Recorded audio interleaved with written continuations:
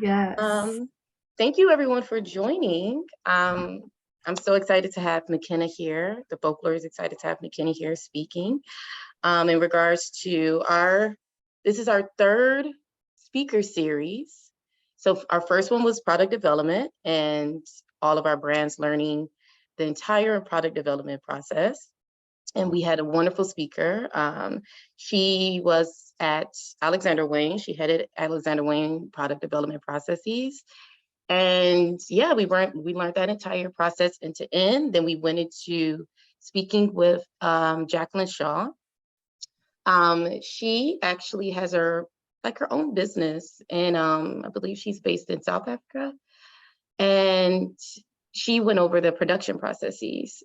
And so we thought it would be a great idea to move from the design process to the development process to the production process. And now you have your actual products, and now we need to sell it. Most So important part. yes, it's the funnest part for me. Yeah. But I'm so happy to have McKenna here. I'll let McKenna introduce herself, and we will just hop right into it. Just so everyone knows, this webinar series will be very dynamic. It'll be very interactive. We have a few polls set up. We have a few questions to ask you guys just to, hear responses. So it'll be really cool. So McKenna, you can begin. Yeah. Hi, everybody. I'm McKenna. Just a little bit about me. I'm originally from Colorado, moved out to New York City like 5 years ago. I was on the merchandising team at Marc Jacobs, on the women's ready-to-wear team. And I'm currently at Proenza, doing women's ready-to-wear and handbags and shoes. So my experience comes from a product merchandising background, and yeah, I'm just really excited to share my experience and knowledge with you, because it really kind of, as Rochelle was saying, like, you guys have learned about product development and production, and this whole like product merchandising kind of really ties everything together, because we're really involved in kind of all aspects of the product lifecycle process. So we, as a product merchant, I work with design and development to do like merch plans. I work with production to analyze margins and retails. And then I follow through with like our e-commerce and wholesale and DTC to make sure that our collection sells through well, that design's vision is communicated. So it's kind of like a high level view of the entire process. And that's something I love about product merchandising, because you're involved with really creative people, really analytical people, and you really get to experience the rewarding aspect of like seeing a whole collection from like start to finish. So I kind of just wanted to touch on product merchandising and how it's relevant to this whole preparing for a wholesale market and having a successful market appointment and market season. I think there are a lot of little merchandising functions that I want to touch on and kind of go over, because the more efficient you are in terms of developing an assortment and presenting an assortment, you're going to see that reflection in the bookings and the amount of orders that you get from wholesale partners. So I just kind of wanted to briefly explain how product merchandising is relevant to this whole process. But before we kind of dive into that, I wanted to go over a question that confuses me all the time, is what is the market calendar? Like, when are wholesalers coming in for appointments? When are things on the floor? Because it's all interconnected, especially with production and product development. Like, you really have to work backwards in terms of, okay, what day do I need my samples in the showroom so I can show people? And then you have to give those deadlines to your production and product development teams, because then they have to work with the factories to tell the factories like, okay, we need samples in New York by this date. And so it's really important to understand the market calendar, because that enables you to have a really smooth and efficient development process. But then on top of that, not only do you have like your showroom samples, but then you actually have your production deadlines. And specifically with wholesale partnerships, it's really important to be able to tell them a delivery window. For example, we're heading into spring 23 market, and a spring collection usually delivers from beginning of February to end of March.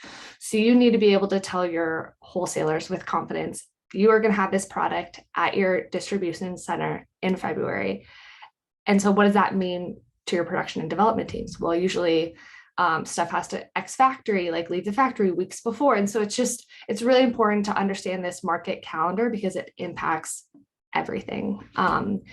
And especially when you're starting out with a new wholesale partnership, it's really important to be able to deliver on time because it just builds a rapport with your wholesale partners, but also enables you to maximize the time that your collection is on the selling floor. So that enables you to get more sales, which leads to potential reorders. And so I cannot emphasize enough how delivering product on time is so, so crucial, especially in this post-COVID world where supply chains are crazy long.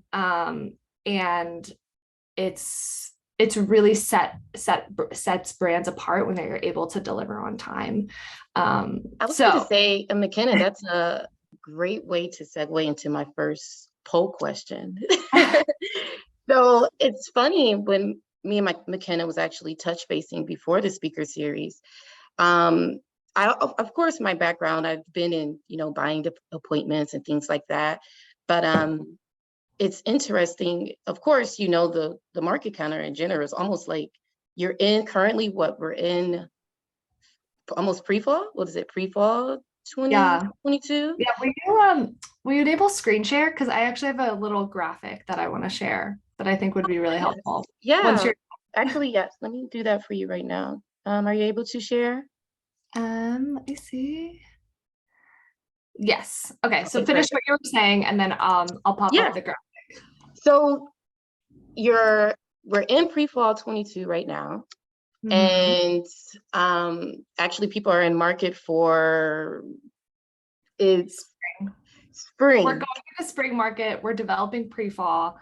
We're giving merch plans for pre-spring 24. It's confusing. McKenna, you answered the question already. Oh my gosh, I hope nobody. We're going to go over it multiple times. So the question is, if a retailer is in market for pre-spring 2023, of course, now, as I said, the brand is currently selling pre-fall 2022. What season is designed, like your development teams and all of that, are actually currently curating/developing? I don't know if you can see the whole question, but I wanted to make sure because I know a lot of brands, some brands actually have cruise collections and things like that. But I just wanted to make sure I'm speaking in regards to a brand that only has, what is it, like a 4-season calendar, like pre-spring, spring, summer, pre-fall, and fall, winter. Yeah. So here are the options. We have a few answers coming in.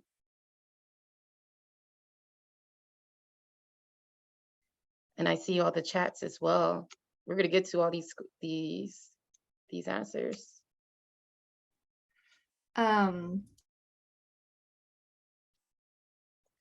Okay.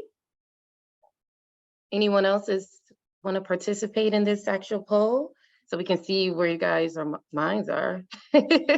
Oh, we have a lot coming in. Oh my gosh. It's funny. I'm seeing all the results, and I guess no one actually heard you, McKenna. Oh. So good. Some. I'm going to end the poll now in a few seconds, and we're going to show the results. So you tell us who's right, McKenna. Okay. Let me just caveat, like there are times where I even ask myself, what season are we in? So I know it's intimidating to try to figure this calendar out. So let's see if I get it right. Okay, if it's retailers, for pre-spring, the brand is currently selling pre-fall, correct? What season is design currently curating and developing? If the brand only just, they would be doing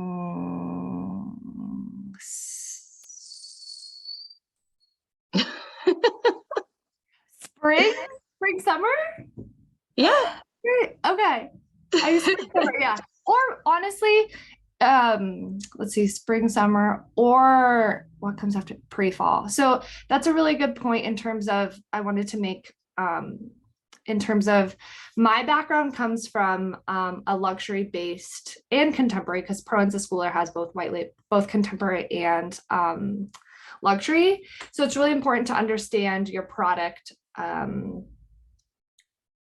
price point, because those markets have different times that they sell. Like, for example, your contemporary market, so it's going to be like your Kate Spades, your Michael Kors, your Tory Burch, like that kind of contemporary market. They have market earlier than kind of what I'm going to be talking about. That's just how the contemporary market works. Also for contemporary price point, and I would say that's anything like below 2000-ish, because you have your contemporary and then your advanced contemporary. But they just are earlier because a lot of their production is based in Asian Pacific region. So the production lead times are a lot longer than luxury, which is usually manufactured in Italy or Spain or Paris. So to kind of recap Rochelle's question, I wanted to just go, let me know when you guys can see my screen. Can you see it, Rochelle? Yep, I think we're good. Okay. So like I was saying, I also wanted to emphasize this calendar is coming from like a New York Fashion Week calendar.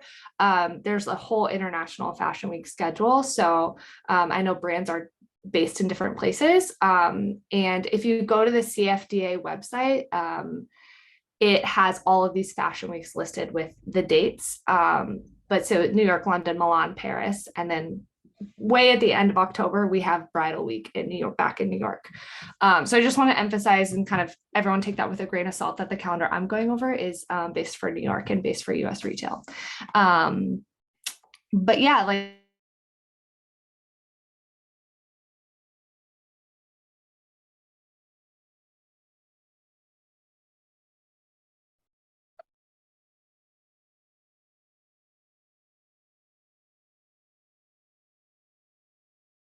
contemporary or luxury. And then you won't deliver this till October or December. And so if you think about those months are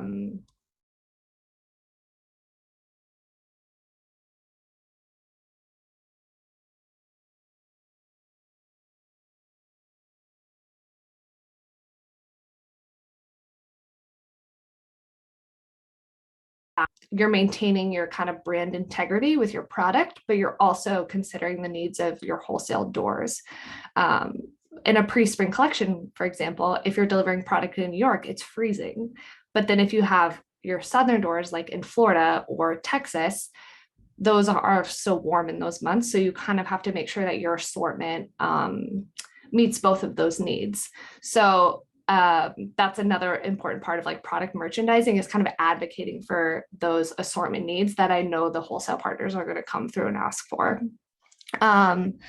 So pre-spring can also be labeled as resort or like fall winter too. There's like all sorts of names. But I think the most important is clarifying when your wholesale partner is expecting that to deliver, and then that'll help you figure out what season they're calling it. But then we have spring, which is true spring, easy.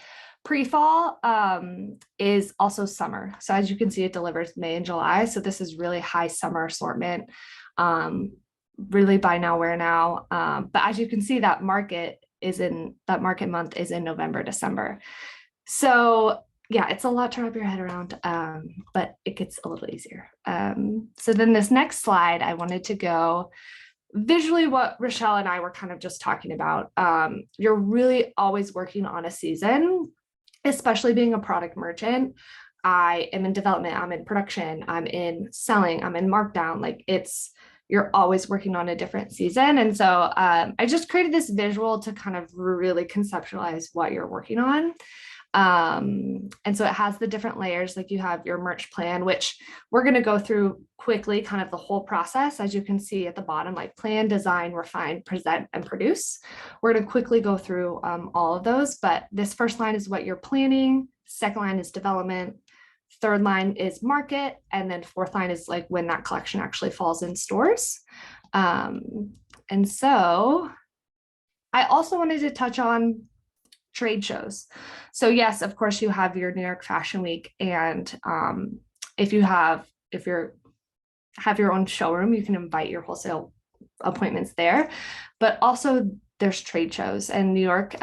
It's Coterie, and it's a great tool to just go see a bunch of different brands like and products. It's going to be pretty widespread in terms of like price point, product assortment. So I think it's a really good place to just do competitive analysis and see what's out there, and also go to a bunch of different booths and see what tools other people have, or I just find it really helpful because it helps you put on the mind of a wholesaler. Because I think a big part of prepping and being successful in a market appointment is anticipating the needs of your wholesale partner. That's going to make them feel cared for. That's going to make you come across like you have it together. Because there is a little aspect of this whole process that's like you got to fake it till you make it, and you kind of got to present yourself and yeah, kind of just like talk like you know what you're talking about. And so yeah, the trade show is just a really good place to kind of go, and it happens every fashion week, and it's at the Javits Center, but I know there are other trade shows like around. So I would definitely do some research on your market or area and see if there's any trade shows going on, because they're just like a wealth of knowledge. So I really just want to drive this point home, and kind of emphasize where we are like currently in my role at Proenza. So we're producing pre-spring 23 production that is going to deliver in October. We finished that market back in June, but we've kind of been just following along the production, making sure everything delivers on time, leaves the factory. We're refining our spring 23 collection, which we'll present in about 2 weeks. And we're preparing to present that, getting all of our assets ready, making sure our databases is correct, assigning barcodes, UPCs, kind of like all that nitty gritty prep. Like we're slowly gearing up for that. And then we're starting to design pre-fall 23, which will deliver next summer.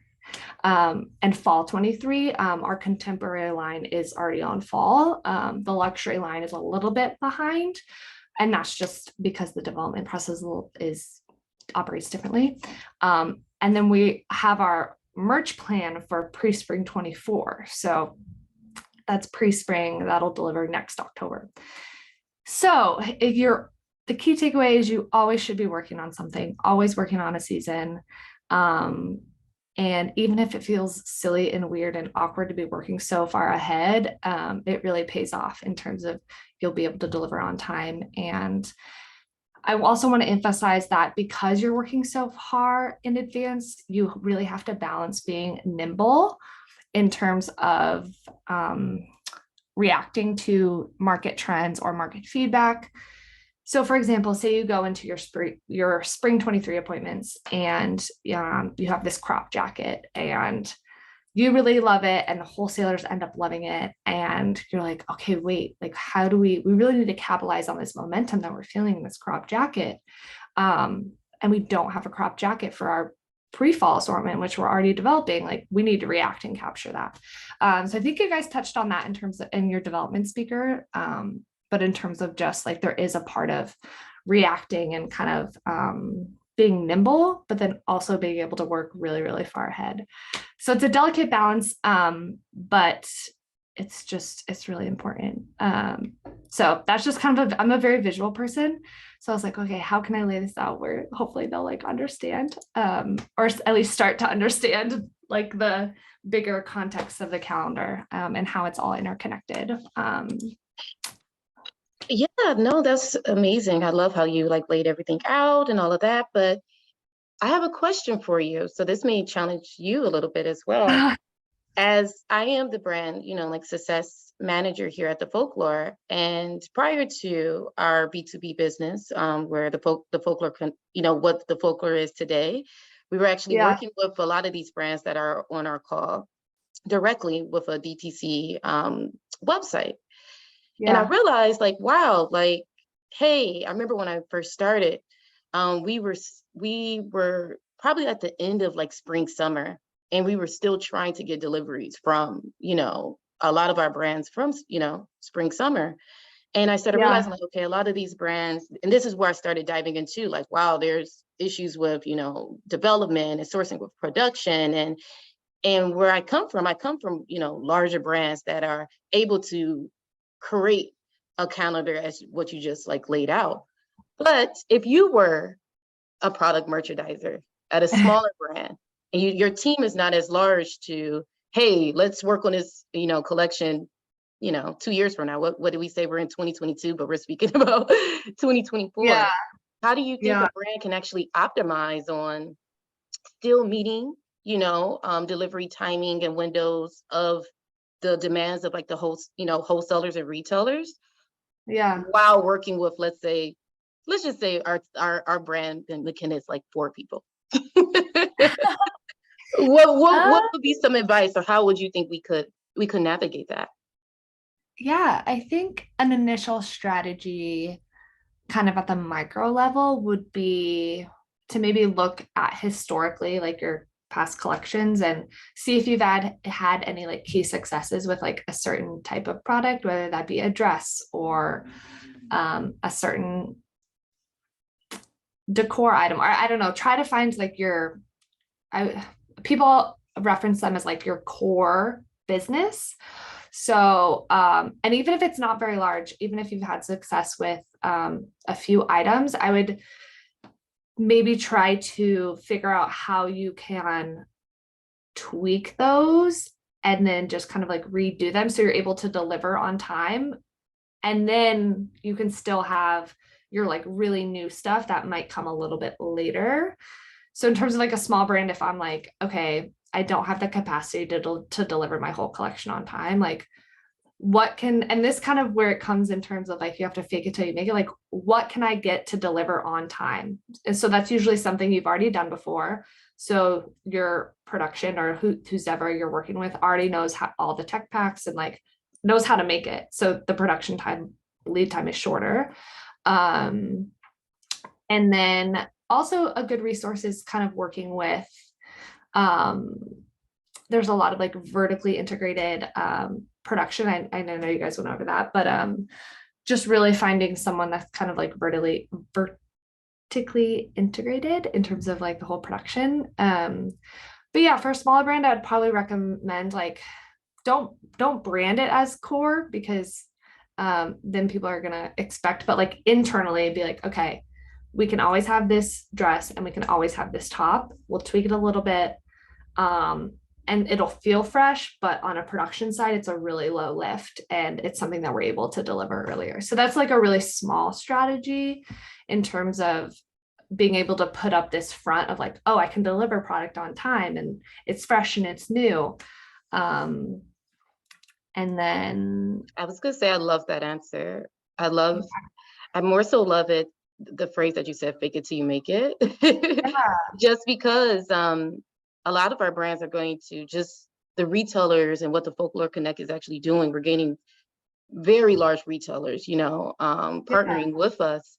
And some of our brands some are very, some are pretty, on a larger scale, yeah, but some are still smaller. So when they're in those spaces of speaking to, let's just say, a Nordstrom's or a Saks, yeah, and rewinding back to the market calendar that you have showed, these are the same retailers that are working with, let's say, a Parenzo or like Alexander Wang, yeah, and they're used to working with a product merchandiser like yourself.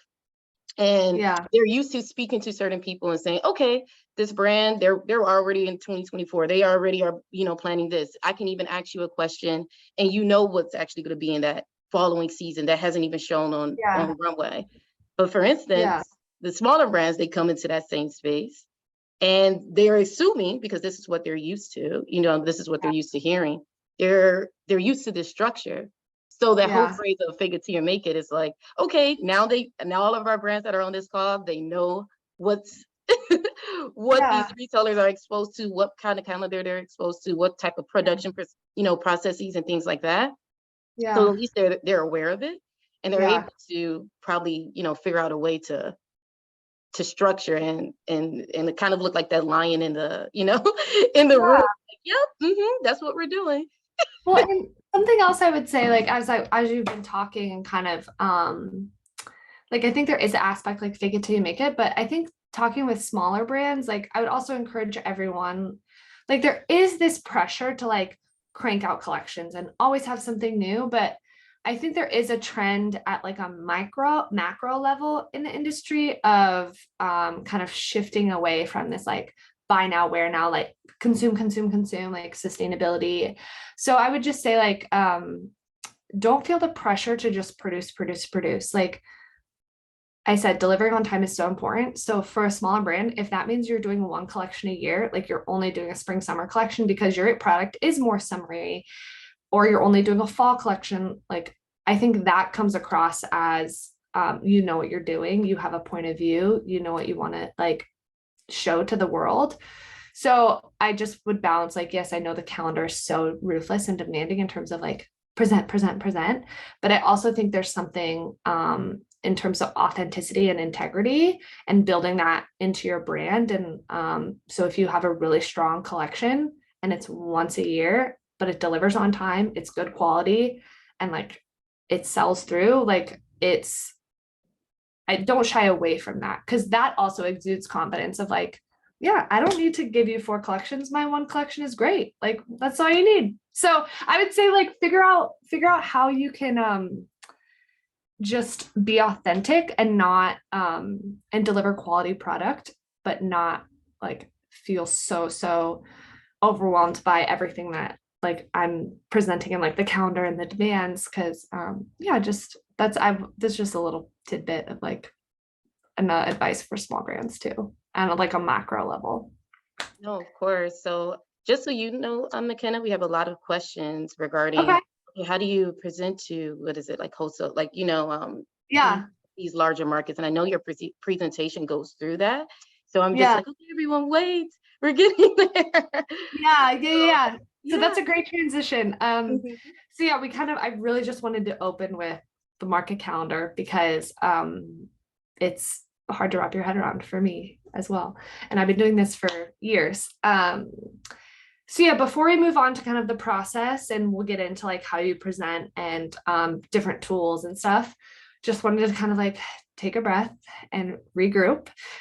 So we've talked about the market schedule and talked about how different categories have different market deadlines or market seasons. And so just really research like, of course, we have the broad market weeks, but really research like certain niche markets. The market dates impact your entire development process because you need your samples in the showroom. You need to be able to deliver a product on time. So it's really important to know your market dates and then work backwards from that. It's all interconnected. That's why product merchants or having someone that's more like business analytical is really important to like balance the creatives because they both have their own strengths. And so it's really important to have both. Yeah. And like I said, working backwards from just your wholesale dates and markets. So now we're going to get into kind of briefly go through the whole process from planning, designing, refining, presenting, which we'll spend a chunk on, and then producing, because it's all interconnected. If you have a really efficient, balanced assortment, you're gonna, like I said earlier, you're gonna see that impact in the amount of orders and the volume of orders that you get. So a merchandising plan, I know you guys talked about this in your product development speaker. It's really important from a wholesale perspective because it helps your wholesalers plan their delivery flow and their inventory for all of their different quarters. So that's also something I would ask or kind of research about is when you're going into these big appointments with like Nordstrom, Saks, Bloomingdale's, like they have their own fiscal calendars. Usually it's 4 quarters. And they'll talk about like, oh, Q2 inventory, like we can't bring this in, or like Q1, that they have a lot of financial terms that I'm still even trying to understand. But the biggest thing is quarters and the amount of inventory that they can have for each of those quarters. So when you talk about a merchandising plan, it's really important for your development team, but also really important for your wholesale partners, because sometimes they might ask you like, okay, well, what's your SKU count? Like, what's your average unit wholesale? Because they need those data numbers to like run a basically flow chart of their inventory. So a merch plan is at the very beginning, and that's what you give design. So and I just want to kind of differentiate the difference between like style, SKU, UPC. To be frank, everyone kind of uses whatever terminology they think. So I think when you go into a market appointment, it's important to just clarify, just be like, okay, like a SKU for me, like on the development side, is, well, like back up. When I say style, I usually reference just a dress or like a blouse, like a plain button down blouse is a style, like a definition. And a SKU for me would be like a blue blouse and an orange blouse, but it's like the same blouse. It's just different colors. So that's kind of how, when I'm speaking about SKU and style, like that's how I look at it. But sometimes if you're dealing with particularly like wholesale planners or wholesale buyers, they talk about SKU at the size level. So this shirt comes in a 0, a 2, a 4, and a 6. So just any appointment situation you're in, like just ask for clarification, or you don't even have to ask for clarification. Be like, these are this color multipliers, they usually say. These are the color options. These are the SKUs they were offering. But just be really clear on what you're communicating a SKU as, which I think is really important. I was going to say, McKenna, do you have the actual, I think you showed me while we were Oh, speaking in yeah. the touch base, a list of, let's say, questions that frequently, let's say, I want to phrase it as frequently asked questions during appointments, but that I guess you as the merchandiser, as well as, what is it, the designer or whoever is presenting for these brands should know before going into these appointments. Just Yeah. because even for myself, I guess the presenting part is a little different, like just for Yeah. me. And Yeah. as I am in these appointments with myself and Carlton and with these various brands, some of the questions some of the retailers ask is kind of like, ooh, I hope the brand has that answer, because what is that? And Yeah. of course we know how to navigate, trying to get that answer or giving them an answer at that time. But what's a list that you think is, hey, you should know this going in? Yeah. I think from like more of a product side, it's kind of a lot of questions about fabrics or price point, or a big question is like, okay, well, what deliveries is coming in? How many styles do I have in this delivery? Or like, what do you have? Sometimes wholesalers will ask like, oh, this is great, I love this collection, like what are you thinking, how are you going to evolve this? Like they'll try to get like a preview of what's coming. And I think that's a point where you kind of leverage like what you know, or even if you don't know, you can be like, oh, well, maybe we'll think about it. Like you got to have leverage kind of what they're saying they like, and then what you think you'll develop. But then that'll help them, like if you do have an idea or a plan, like that'll help them think about how they can buy the assortment. Let's see what else.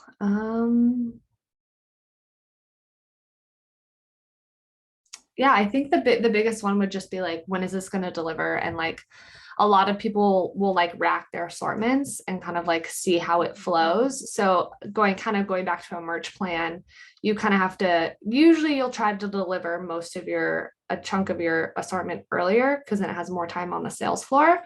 But yeah, I would say like, how many SKUs is there? Like, oh, is there like a minimum number of SKUs that we have to buy? So, or minimum order quantity. And that's where the whole like style SKU question is like, okay, confusing. Um, and so I think as a brand, you can kind of, especially if you're just starting out, like if you want more control over how your assortment is presented, you can come to the appointment and be like, okay, these are, like we kind of were saying, our core styles. Like you have to buy at least 2 of these. And then you can buy whatever you want. Cause I think that's also something with wholesale appointments that are really hard is every big department store kind of has their core customer, like your BG customer, your Bergdorf Goodman customer is very different from like your Nordstrom customer. Because Nordstrom's distribution network is so much bigger than BG's. So if you don't, you just have to be careful on like how you can curate what they buy into. Cause sometimes I've seen it, they buy all over the place. You're like, I thought we were all supposed to be following the trends, but everyone's buying everything differently. And you're like, so I think those, just are a few things that pop into my mind. And how it like plays into your merch plan. But yeah, so also something that's really important, especially when approaching wholesalers is in your merch plan, just to do some competitive analysis. And when you're talking to wholesale partners, like they're going to dig into you for knowledge, you dig into them for knowledge in terms of like, well, who's selling well for you? Or like, where would you, like, what brands would you sit us next to? So kind of doing a little bit of competitive analysis within your market appointment is like invaluable because a lot of department stores and wholesale doors like carry a bunch of brands. And it's also good to see like how they're perceiving your brand. And if maybe they don't answer how you want to, then that gives you feedback of like, oh, okay, well, maybe we need to adjust our product placement or figure out a better way to present ourselves. So that all of that stuff should play into your merch plan. And the next part of the process is design and development, which you guys have had previous speakers on that. But how it plays into product merchandising and market is mainly purchasing materials. So because COVID lead times are crazy, like if you give factories or your production facilities your delivery deadlines, they're going to probably be like, okay, well, you need to purchase fabric like years in advance. No, I'm kidding. But your raw material purchases are going to be way in advance of when you're actually producing the garment. So that's a part of the process that, especially in market appointments, you might be going into a market appointment and you might have already bought fabric for this dress for like 100 units. And you don't want to tell the wholesalers that, but you kind of have to manage we call it open to buy. So an open to buy kind of helps you, even if you don't have market appointments, like be able to project what you think you might sell. And it's just a tool that you can use to try to deliver on time. I know as a young brand, it's really hard because your unit volume isn't crazy big. And so when you're working with factories and trying to negotiate, like that's sometimes a challenging relationship. But managing, like purchasing things early before market helps you deliver on time, but you have to leverage the risk of like having a bunch of liability in terms of like raw materials or inventory. And then also as part of the development process, a product merchant, we analyze our retails. So your development team will kind of help you analyze margin, and then merchandising kind of like analyzes retails. Because if you go to Nordstrom and all of your dresses are $3,000, they're going to be like, okay, we can buy one of these. So as a merchant, I'm like, okay, we can have one $3,000 dress, but then I know Nordstrom's core customer needs their $595 dress. So that's where a merchant comes in and is kind of like, okay, I'm acting as a Nordstrom buyer in terms of like, I need to make sure that you have a diversity of price points. And then I was also say that's a great point, McKenna, just because at the beginning, when we were speaking to a few retailers, just from when our platform actually launched and things like that, some retailers were coming back to us saying, oh, well, we're already spent up our open to buy for the season. We're like, oh my God. Or they're like, oh, we only have this much, a certain amount. Or even going in the future, some of these retailers, hey, maybe coming to us at the end of their, So yeah. I like the point of, I'm probably going to write that down and share it with our brands. The point of, yeah, you do need this large diversity and price points, just because we can still be in those rooms with the wholesalers. Like, okay, we can still talk to you. Like, oh, you don't have that much, budget left. We're not knocking ourselves out just because our price points is all $2,000 or above, or even some of these brands is like, you know, $1,000 or above. They can probably optimize on their core collections. And like you spoke about in the, you know, previously, like, okay, let's have a few styles that we could tweak and, you know, and change in those same silhouettes, but change and add various things. So you can still stay in that room. Yeah. And just, I guess one other thing on that is, I totally just lost my train of thought. What were we talking about? Retails, diversity. It'll come Retail, back. oh yeah, open to buy. We're talking about a lot of different things. Oh no, this is what I was thinking. Like, so even in that situation you were just discussing where you approached a wholesaler and they were like, oh, sorry, our open to buy, like, we don't have anything. That's where you kind of would leverage and be like, okay, that's fine. Well, what are you thinking? Like, what did you just close your OTB at? Like, what did, like, say they just closed their Q2 OTB.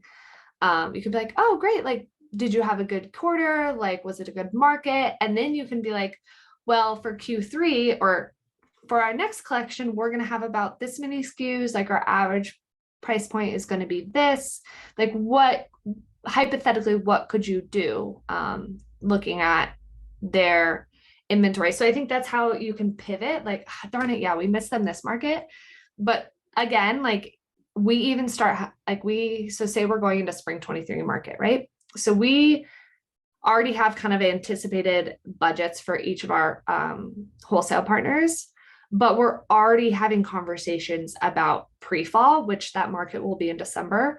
So we're already having conversations with wholesalers like, oh, like, so how are you guys feeling about like summer 2023? Like, what is your budget kind of looking at? So I would just say, like, kind of pivot in that situation. I would pivot, already look forward to the next, be like, how are you guys feeling? Or because then that'll put you in the door for them and be like, yes, you can get an idea of what they're planning to spend next season. So then that helps you plan what you need to have, the price point that you need to have. So I know in the moment it could feel like a big lost opportunity, but also, like, you're in that appointment, like, you have their attention, like, get as much knowledge from them as you can. So there's just a lot of, like, having conversations about budgets, like, way before you think. Like, I mean, pre-fall market isn't till December, and it's September. It's not that far, but like, people are already looking at budgets for 2024 and beyond. So it's like, even if they tell you, oh, we haven't looked at it, I guarantee you they've looked at it. So push them a little bit. But yeah, so that's really important, just to have SKU count and then price point diversity, because then that enables you to like approach a customer and or a partnership and kind of really get knowledge. No, I was gonna we have a few questions, so I'm gonna try to get to some of these questions. But one of the questions, it kind of correlates with one of my last poll I want to do. And me speaking with you, oh my gosh, I love people that are so knowledgeable, very passionate about their positions. And meeting you, I'm like, wow, she really knows what she's talking about. But you come off as, extremely like confident, because you've probably been presenting to many wholesalers or various, for a very long time now, just from your experience. But I want to see the comfortability of brands in general, of who's actually on the call, and how comfortable are you with this business part? So my question is just, okay, how comfortable are you guys with presenting? And I know we probably have other businesses and things like that on the call. So just in general, like, how comfortable are you? Me, I get very nervous. So right now I see our participants is at 40. So there's 40 people on this call, and I'm already like, oh, this is a lot. So with me, with presenting, I'm probably like, I get nervous. So but okay, we have a lot of, okay, I'm gonna end the poll and share the results. This is so cool. Moderately comfortable. Okay. So everyone's comfortable except for me, clearly. No, but I would say, okay. But one of my questions, back to the question that someone asked, was, what are 3 things to avoid during an actual appointment? So like 3 things to avoid, meaning, even though most of these are during Zoom or things like that, probably yeah, to avoid with like body language or actually speaking during a Zoom call, or 3 things to avoid to even like say during a call. So what would be Yeah. your list, the McKenna's list of The 3 things McKenna's to list. avoid? Um, I think so. The first one, it might sound a little harsh, but never say, I don't know, because that immediately is going to have your wholesale partner be like, okay, they don't know what they're doing. And so, again, going back to the whole fake it till you make it, like, do not say, I don't know, pivot and talk about something you do know, even if it doesn't answer their question. Like, avoid saying, I don't know. Always try to pivot and talk about something you do know until you can think about an answer to their question. Two, well, I guess this is kind of tied in with one.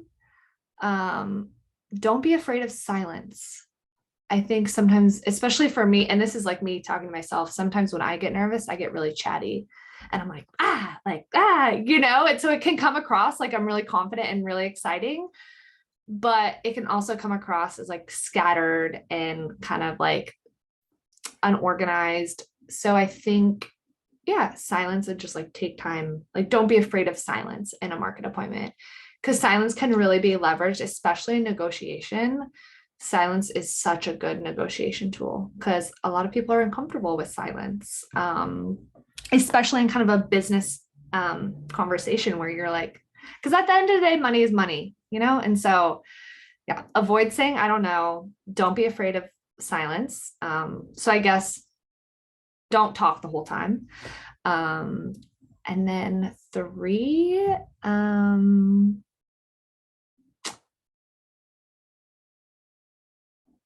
I would say like, how do I put this as like avoid?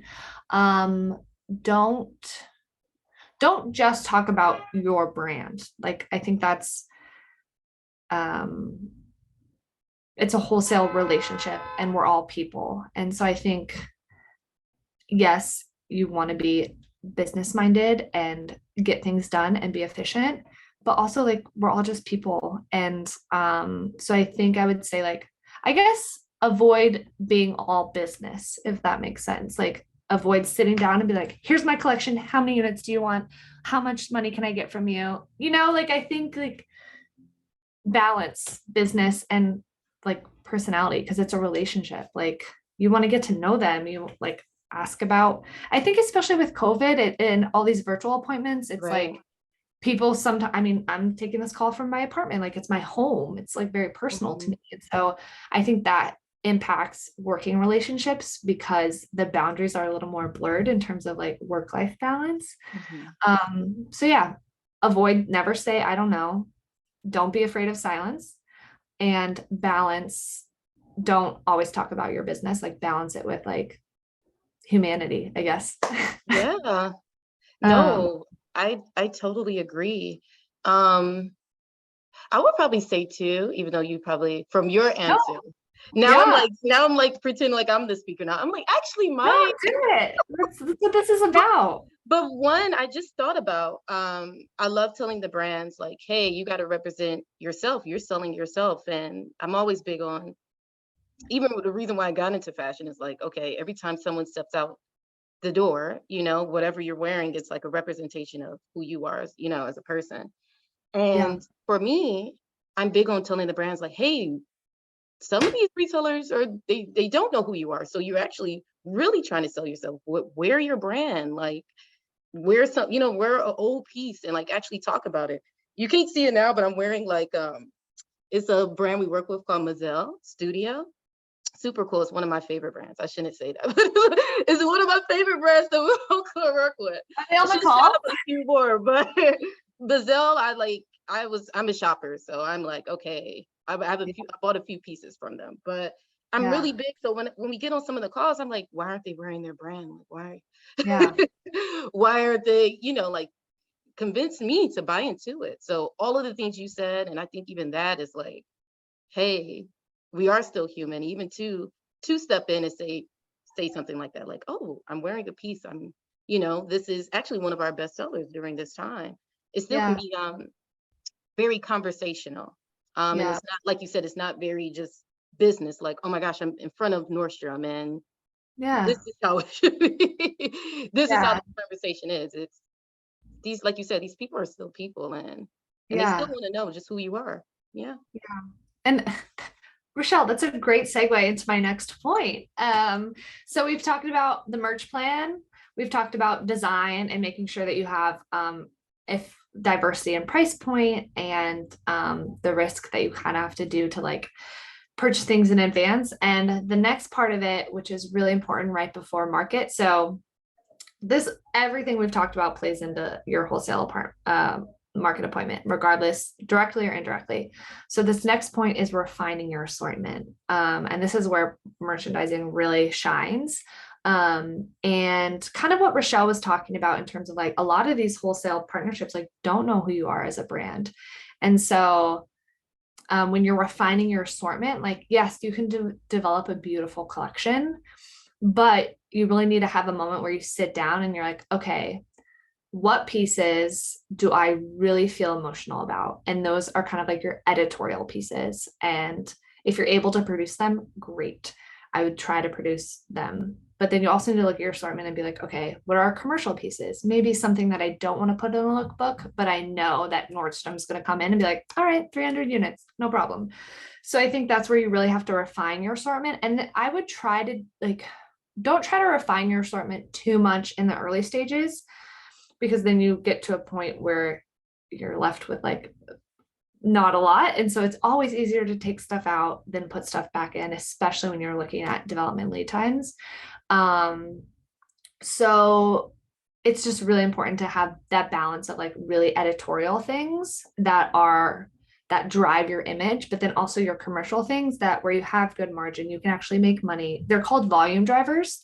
They're usually entry price point, good margin, because each market kind of has their entry price point. Like for contemporary, it's like $295 is the sweet spot. For like advanced contemporary and luxury, it's like $895 like to $1,000 is kind of like a really sweet spot where retailers are like, yep, we'll take the product.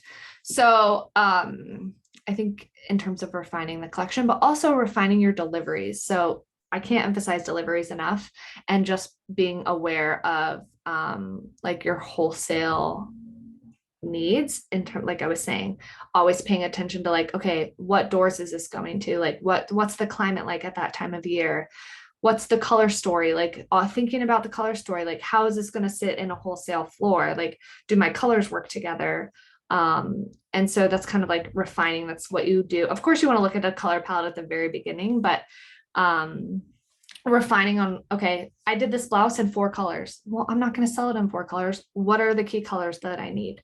And I'm going to pick this color and this color. So you want to refine it before you present it, because then you're going to have a really clear vision to present to your wholesale partners, and it's going to require less work for them when they place their orders. Because if they come in and yes, they might see a beautiful assortment, but if you have 3 blouses that are very similar, even if one's a button down, one's more feminine, and one's more casual, they're going to be like, okay, well, which direction do I want to go? Or like, they're going to do more work. So again, like I said, anticipate the needs of your wholesale partners and do the work for them and assort and refine the collection. And of course, still give them diversity. Again, it's a really hard balance of like, we want to be diverse in our assortment, but we also want to have a strong point of view. So you have to walk that tightrope. Well, And McKenna, sorry, I don't want to interrupt you. We only have 1 more minute. I wish we could talk. This one, no, I'm like, we have so many questions. I'm like sweating. I'm like, oh my God, no, there's oh my gosh, we have I, so much. yeah, well, it should have been 2 hours for this one. I could keep going on talking to you. But I was wondering if there was any way our brands could be in contact with you, even if it's myself mediating between, the brand as well as yourself. There's Yeah, some great questions that unfortunately we weren't able to get to.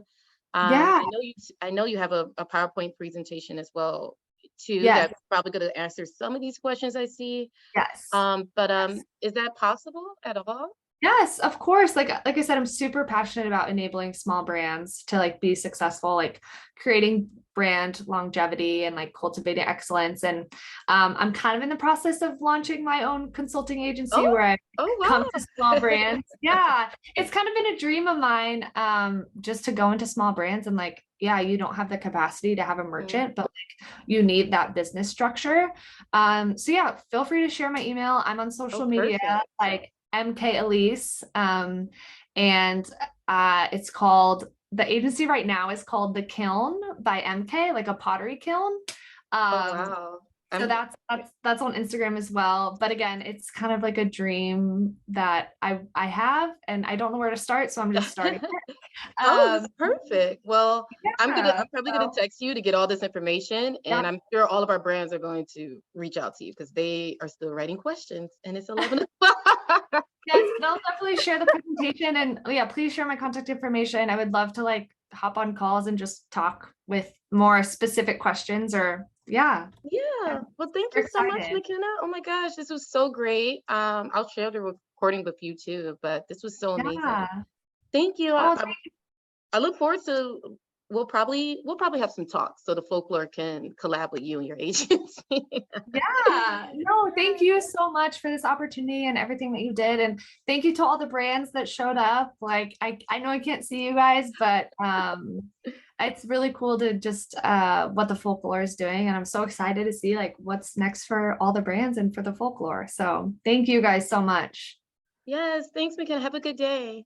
Thanks, you too. Bye. Bye.